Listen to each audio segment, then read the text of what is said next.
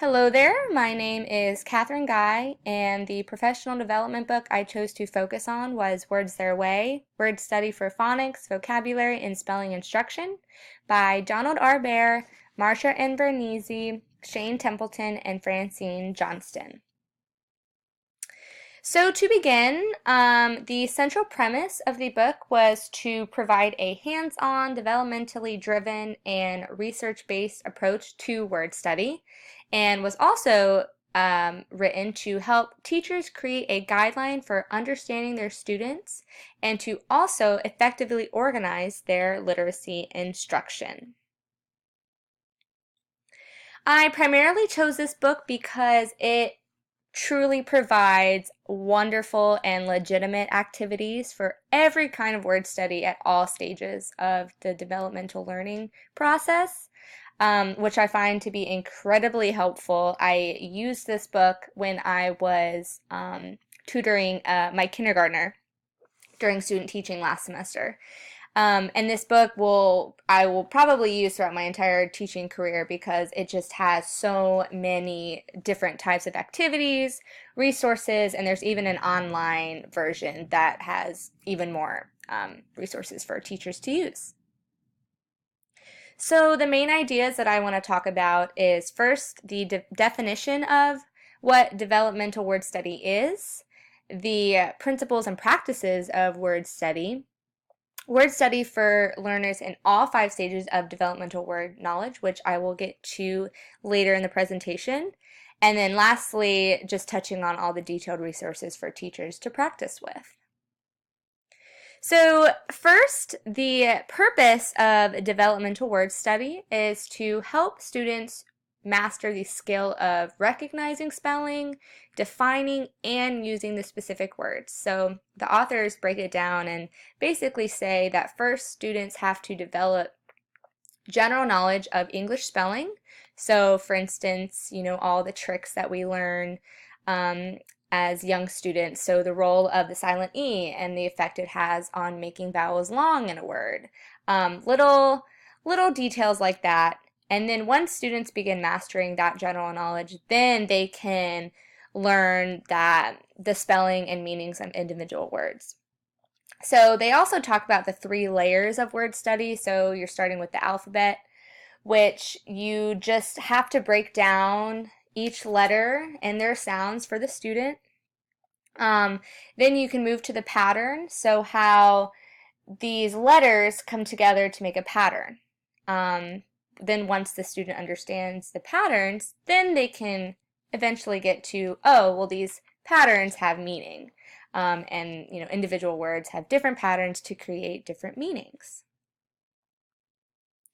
The second main idea was the principles and practices of word study. So the authors do an amazing job of talking about the importance of using word sorts as a huge part of word study. So basically a word sort is helping students make sense of the words through an activity-based kind of learning. So putting these words out on pieces of paper, cutting them out, and having the students physically categorize them. And there's all different types of word sorts that the authors include. So a couple that I just want to touch base on is a picture sort, sound sort, pattern sort. And among those sorts, they can either be open, which means the student figures out the pattern, or teacher directed. So you physically tell them what each category is, and then they categorize it. For pictures, I love when they talk about using pictures because you can use that for every stage. It just gets the student to recognize the picture, and then because they're saying the word, they're not focusing too much itself on the spelling, but it really helps them focus on the sounds, which goes into also the sounds and then patterns, CVC, CV, VC, those patterns like that. The authors also touch on really scheduling time in the classroom for this word study. It is so important to have students be engaged throughout the day in, their literacy instruction. And the base of it is knowing how to spell the words and how those patterns, make the meaning. So there's different ways they talk about, you can put that in your guided reading instruction because you already have a group of, whatever base grouping you did, whether it's ability, flexible, you already have them there, so you can do even a quick word sort in there, or they even have a whole schedule listed what you can do Monday through Friday in different grade levels.